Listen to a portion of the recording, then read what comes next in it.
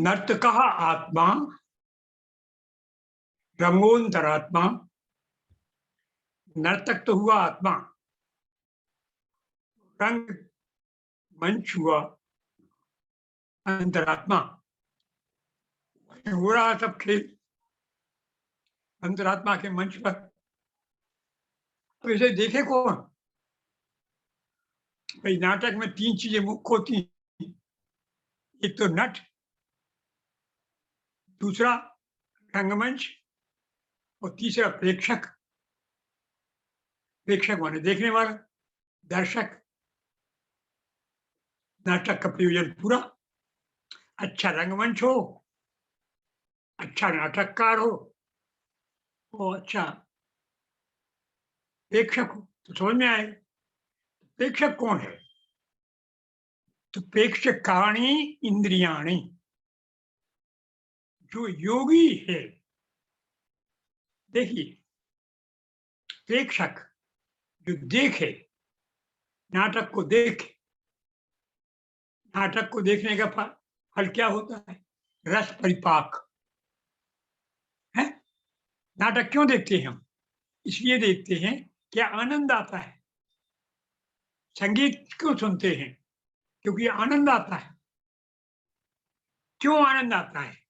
क्योंकि आत्मा स्वयं अपने स्वरूप में थोड़ी देर के लिए लीन हो जाता है। इसलिए देखते अच्छा ही लगता है। अच्छा क्यों लगता है?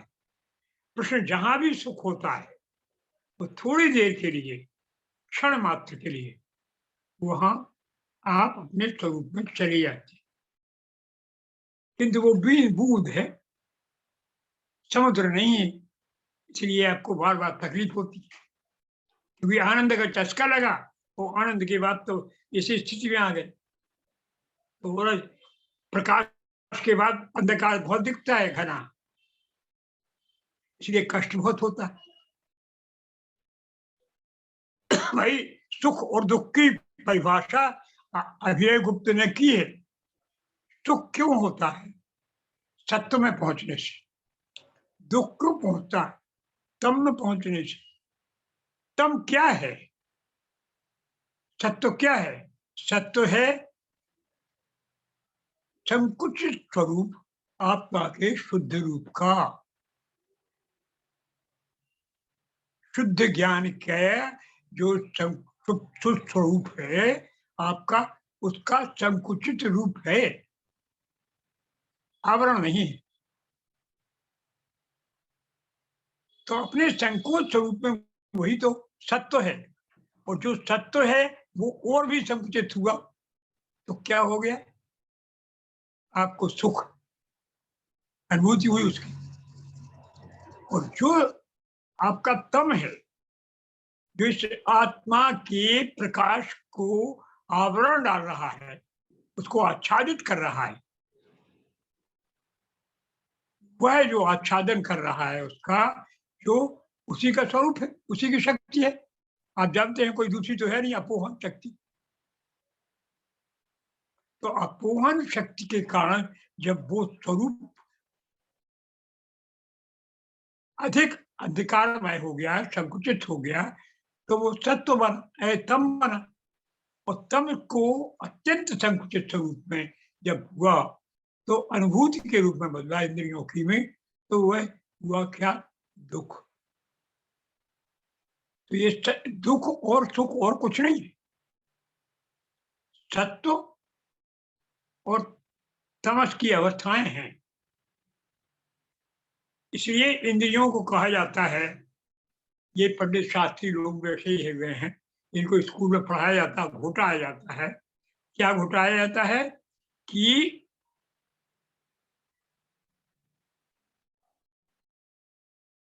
सुख जो है इंद्रियों के अनुकूल, अनुकूल वेदनम सुखम, प्रतिकूल वेदनम दुखम।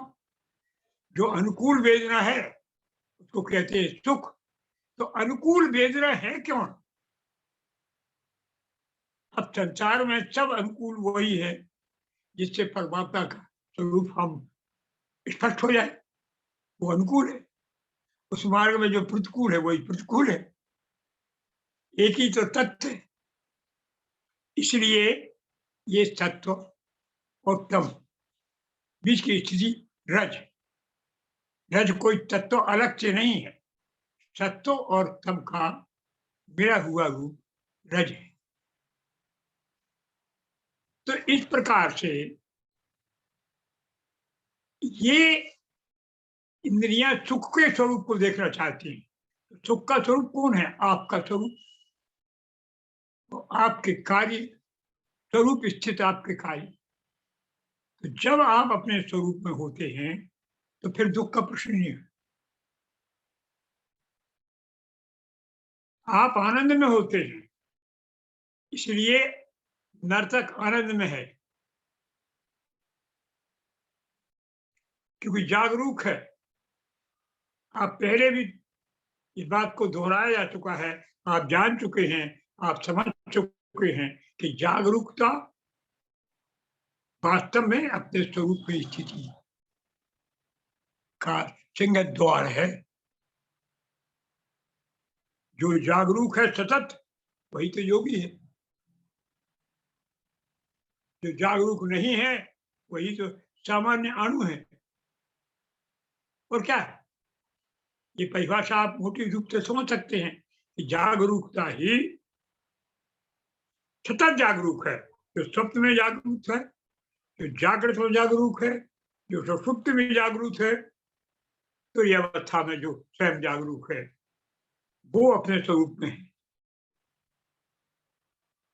तो जो जागरूक है उसकी इंद्रियां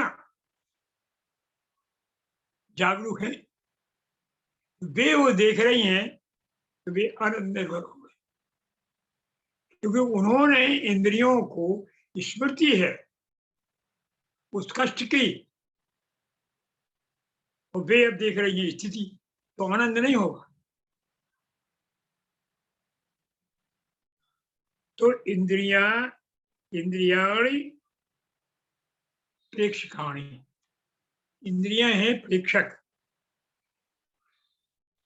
इंद्रियां देखती नहीं है, क्योंकि इंद्रियों की प्रवृत्ति क्या है? बाहर देखना।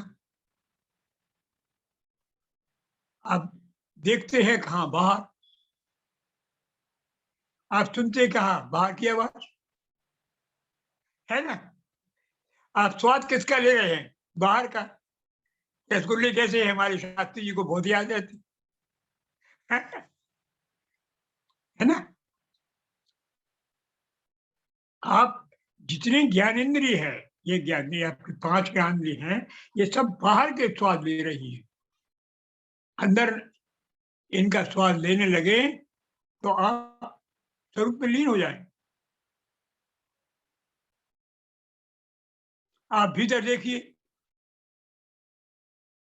आप भीतर की सुनिए, आप भीतर का स्वाद लीजिए, सब दिव्य हो जाएगा। जो आपको अभी स्वाद बाहर रसगुल्लों मिलता है, वही स्वाद आपको उससे 7 गुना अधिक आपको अपने आप अपनी लार में मिलने लगेगा। क्योंकि योगी को जब बैठता है तो जो उससे ऊपर से टपकता है तालू के नीचे से, वो अमृत कहलाता है। अमृत जैसा है वो, रस है, वो आनंद रस है, उसमें लीन हो जाता है। आप बाहर वो आनंद भोगते हैं, योगी उससे करोड़ों गुना अधिक अपने भीतर आनंद लेता है। सब साधन उसे अंदर जुटाने, अंदर है ही सब साधन, आप उनको ले नहीं पा रहे। तो ये कहा गया है, कठोपनिषद में आया है कि कश्चित धीरः प्रत्यगात्मान ऐक्षत, कोई धीर है ऐसा जो इन इंद्रियों को देखता है। ये इंद्रियां भीतर को देखने लगती है, प्रत्यय को देख करके भीतर देखने लगती है। आवृत्त चक्षु, खुली हुई आंखों से अमृतत्व मश्नन, अमृतत्व को पीता है। अब देखिए खुली आंखों से कैसे पीता है। आंखों से पीने का काम होता है कहीं, लेकिन हो रहा है यहाँ। आप तुलसीदास ने रामायण में वर्णन किया है कि वीर राम के रूप को देख करके रूप के रस से तृप्त हो रही है, क्योंकि जो भी रस है वो अमृत स्वरूप है, चाहे कोई भी रस हो। और रसों का कार्य है इंद्रिय लेना, इंद्रियों का कार्य है रस का ग्रहण करना। तो बाहर ढूंढती हैं बेचारी, तो जब ये भीतर का रस लेने लगती है तो दिव्य रस प्राप्त होता है। इसलिए फिर से आप आ जाइए लौट पर, इंद्रियाणी प्रेक्षकाणी। जो योगी जो स्वस्वरूप में है, जो आत्मस्वरूप है, जो स्वयं शिव है, वह इंद्रियां ही उसका इस संसार के देखने का, संसार के सुनने का, संसार के में जो नाटक रचाया है नट ने, उस नाटक का पूरा रस कौन लेती है? इंद्रियां। इसलिए प्रेक्षक। अब नाटक पूरा हो गया। नट आत्मा है जो सब नाटक कर रहा है। रंगमंच अंतरात्मा है जिसके ऊपर खेला जा रहा है। इस शरीर के भीतर जो इंद्रियां हैं वे उस नाटक को देख रही हैं। ऐसा यह सृष्टि का नाटक है।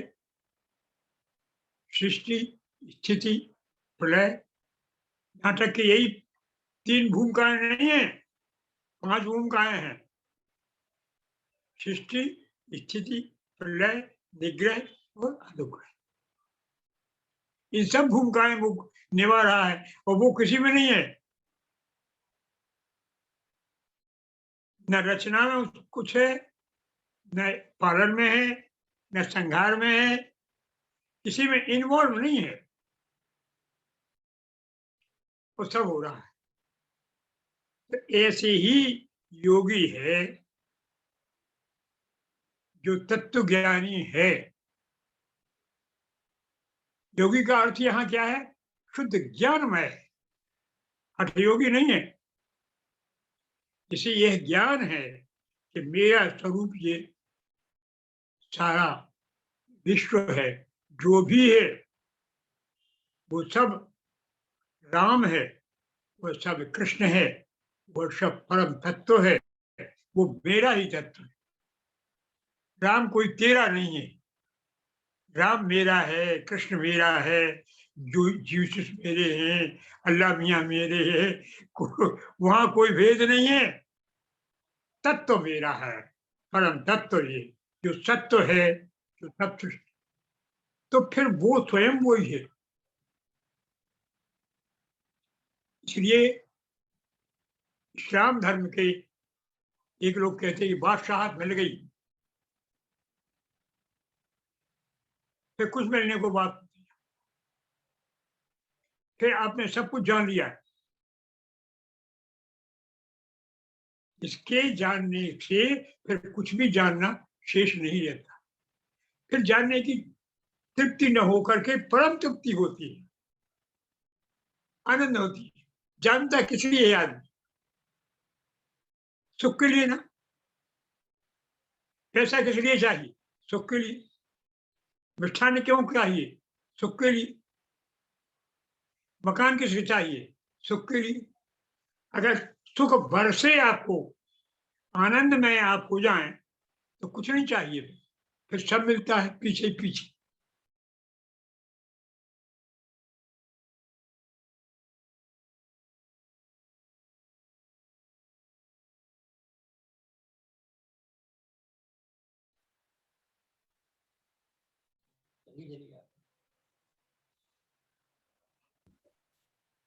क्या हो गया राम कुमार?